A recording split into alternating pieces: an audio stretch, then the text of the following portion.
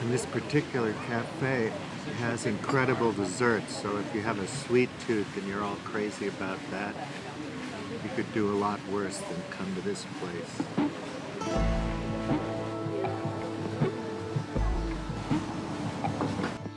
Well, hello friends. It's another beautiful day in Minha Pequena História de São, my brief history of heaven over here.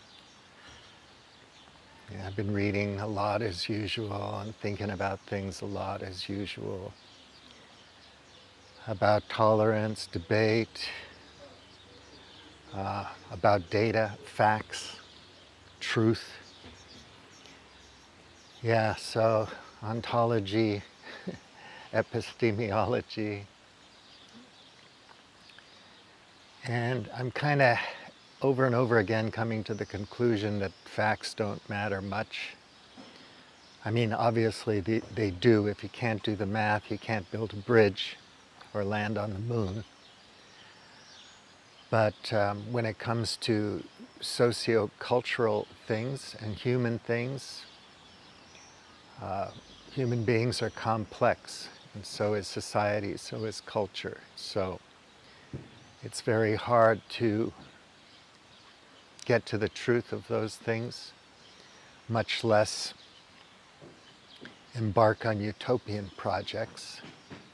There's this thing known as protopian, which basically just means you're trying to do your best. My political party is the alt-sensible party.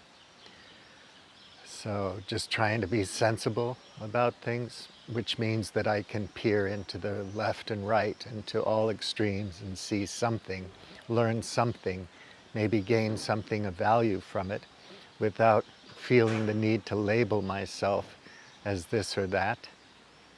I'm not much of an identitarian. My identity is pretty simple, pretty banal, boring. I know where I come from. I know who I am as much as I can at the moment, according to my capacity for self-awareness and knowledge. But I don't know all the answers, and there are still mysteries about myself and about the world that I'm still delving into and trying to sort out. When it comes to our world, people are going to be more attracted to things that stimulate them, what Schmachtenberger and other people call hyperstimuli, the dopamine hit, emotional responses, fight or flight, limbic hijack, propaganda, stories, and whatever they find attractive or whatever seems to give them the answers that they crave, they'll probably stick with and adhere to, despite facts or counterfactual narratives or philosophical ideas. It all boils down to sticky ideologies. And ideologies are necessary, but they can also be bad ideologies. And sticking to them can have real consequences in the real world. But people aren't that concerned with dissecting that. They're more interested in the feeling that they get when they, find their ideology. So you have really intelligent people like Jay Dyer, who was a Hollywood commentator, social critic, culture critic, who came from a Catholic background, or maybe a Protestant, Baptist, I think it was. And then he became Catholic, and then he became this, that, and the other thing. And finally, he read tons and tons of books and decided that Christian Orthodox Church was his place, and so he's mined all of the Church Fathers' wisdom to bolster his reasons, good reasons for being an Orthodox Christian. And other people have good reasons to be a Marxist, and good reasons to be anti-fascist, and good reasons to be a fascist, and good reasons to be a reactionary, and good reasons to adhere to the alt-right intelligentsia on the internet, and good reasons to be a neoliberal, and good reasons to be a careerist in search of the top job, and so on and so forth. We all have good reasons for what we attach ourselves to. Yeah, reasonable, rational, good reasons. And these are hard to argue with when you become emotionally attached to those reasons. You know, cognitive dissonance and things like that. All of our cognitive biases. You're going to look for things that confirm your beliefs, and you're going to discard the rest of them, or you're going to learn how to argue against them if you want to be a persuasive person. So all of this means that today, in our highly complex, global, Americanized world, with all of our communications technologies, computers in our pocket and so on, we're seeing dozens of pendulums swing. So you might have been able to make a metaphor of a pendulum swinging from left to right over history and say, yeah, it swings this way and it swings back that way, and every once in a while you feel the middle for a while. Being my age, I felt I was fortunate enough to be a recipient of the long vacation from the late 70s till the early 2000s, where everybody thought everything was just going to get better and better, and everyone believed that somehow, some way, if you worked hard and got educated yourself and did all kinds of good things, made great efforts, you could rise up. And now we're starting to be faced with the limits of our material world, and rather than deal with that, some people would rather, harken back to traditional spiritual worlds and magical thinking, traditional religious beliefs and so on, because it's easier, it's nicer. And somehow our nostalgia, if we read a few great men of the past, we think the past was great, but obviously the past had its problems too. And for every great man that we're reading, there were probably thousands of great men and women that we'll never hear from, whose books didn't get printed, ideas didn't get repeated often enough. So anyone who makes it by happenstance, various contingent circumstances like Plato. Why did the scribes in Syria copy his stuff down? Could have been lost. Would there have been Aristotle's and Plato's, regardless of whether or not those particular books had been copied? I tend to think probably, because people wrestle with these same questions and they call themselves different things. They wrestle with questions of existence and knowledge and the mystery of life, whether they're Taoists or Hindus or Hasidic Jews or Baptists or atheists or agnostics or philosophers or chemists or bartenders. We wrestle with these questions, so something probably would have come up like it. There probably would have been a Galileo, had the particular Galileo that we refer to in history had not existed. There might have been a Newton and an Einstein, and there might have been a Brett Weinstein if Brett didn't exist now. So the intelligentsia on the internet, whether they're young or old, whatever they adhere to, have good reasons to try to persuade you that they know the way to a brighter future, that their understanding of history automatically leads to a brighter future of some sort or another, even if it means going back to the past and just finding your station in life and doing the best you can. I always want to know what people are actually after. Is it blood and soil, after all? Find your station, your caste, and don't ask too many questions. Let the elite, this particular kind of elite, the nobility, they're great, but this oligarch elite is not great, and Bill Gates is bad, but some other guy who thinks he's Jesus is better. Half of one, sixth of another in some cases. In some cases it may be true that one thing is more optimal for society or for individuals than another thing. But the intelligentsia on the web is going to be there to target their market in the information, in the market of ideas and in the market of ideologies and so on, answers and truths and so on. And they're going to have good reasons. And you'll find the one that emotionally fits you and makes sense to you, and you'll adhere to it, and you'll feel like you've got something to fight for, something that helps you establish a meaningful life. People talk about we're in a meaning crisis. I don't get that, because people are constantly making meaning and trying to make things meaningful and trying to figure out what it's all about, what it all means. And so we have a million pendulums swinging in all these different little bubbles and silos and niches and all these postmodern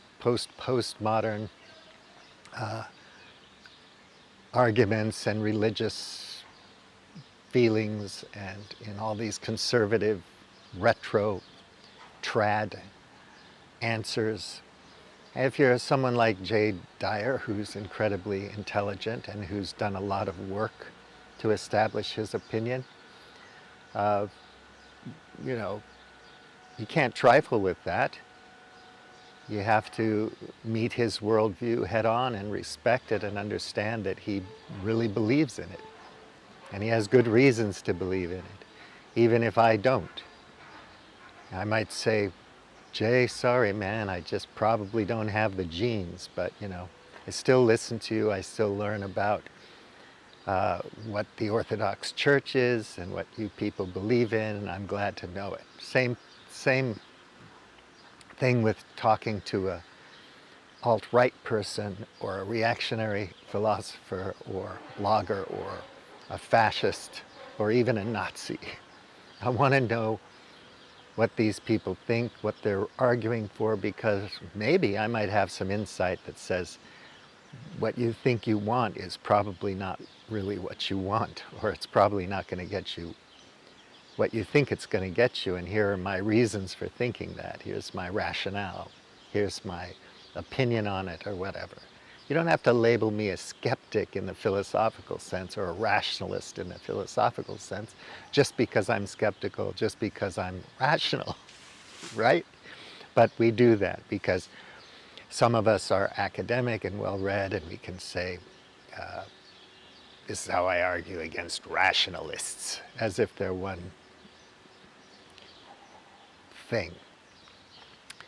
Human beings are complex. We make mistakes and we do things that we're not proud of. Sometimes we don't have the capacity to understand the truth or to behave well or to find the right path. And sometimes our environment doesn't allow us to do so. It's not an excuse, it's just reality. And if we're contrite and humble, we can sometimes find a way forward.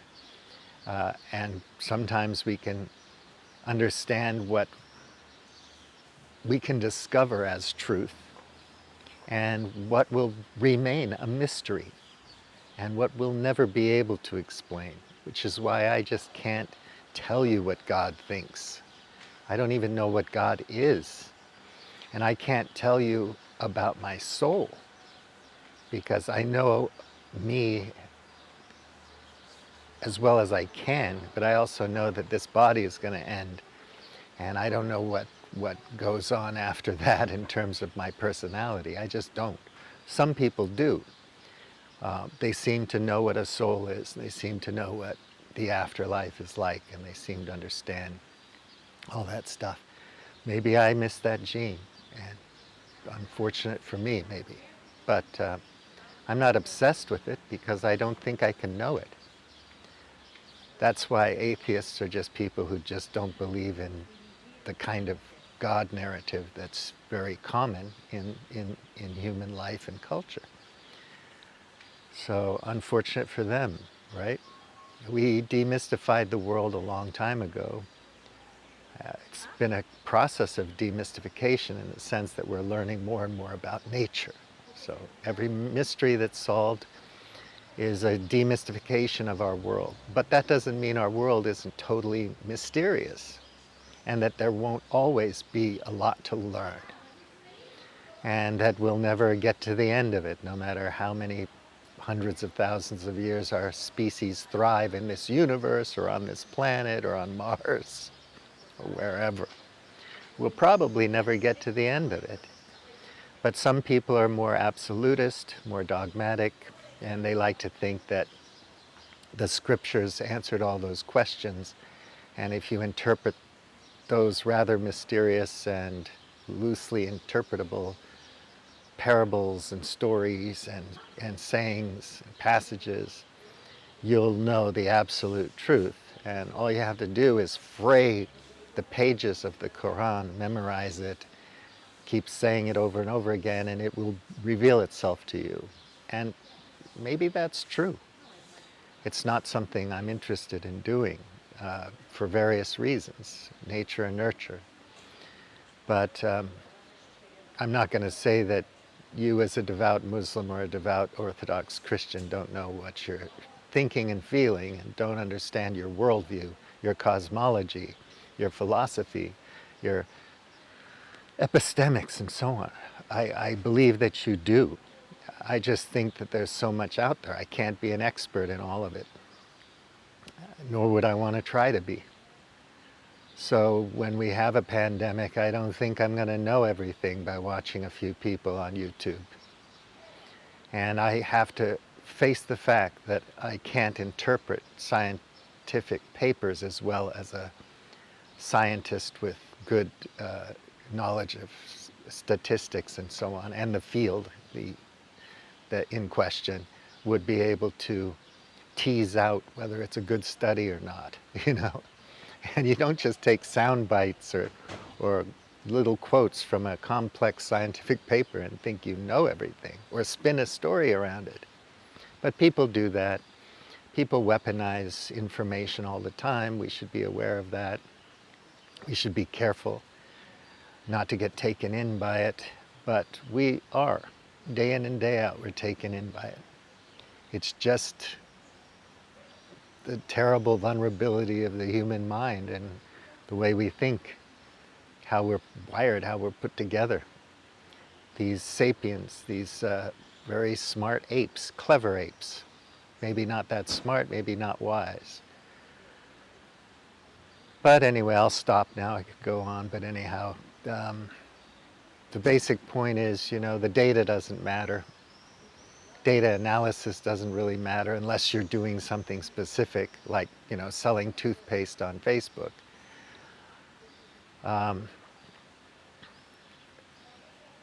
The truth doesn't really matter that much. Facts don't seem to matter. Narratives, emotions, adhering to ideological beliefs and so on matter more these days, it seems like. Maybe they always did. Centuries ago, people were illiterate. What could they do but just believe what they were told, what they were taught? They didn't have any power. How much power do we have, really, when we're constantly being programmed by information, propaganda? I know marketing is a science, advertising is a science. I used to be in that business. Selling, selling, selling, profits first.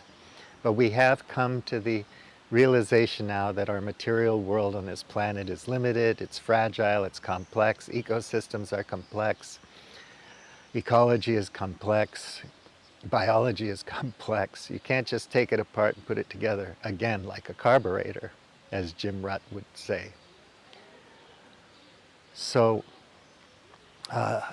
you know, we're going to be vulnerable to this more and more as time goes on, and people with power hyper agents are going to use this to gain more power, more material wealth. It's not a conspiracy, it's just the way the game's set up and maybe the way human nature is set up. So there's some Machiavellian stuff going on, and there's some Nietzschean stuff going on, and on and on and on, along with the altruism and other things. But for most of us, it doesn't matter. We're going to be QAnon if we want to be QAnon. And we're going to be Orthodox Christians if we found good reasons to be an Orthodox Christian. At some point, we maybe even stop arguing for it because we just are that, and we just let go and say, this is what I am. I'm not going to bother with arguing about it anymore. I know who I am. That's kind of where I am at. So I don't really have to apologize for my beliefs or argue for my beliefs or try to persuade you to think like me. I'm not that kind of YouTuber. I'm not a part of the intelligentsia or the dark web or the this or the that or the other thing. I don't identify that way. I'm just this guy, Pt1, sharing my ideas, thoughts, and feelings, and I hope you enjoyed it. And let's talk. Take good care. Pt1, out.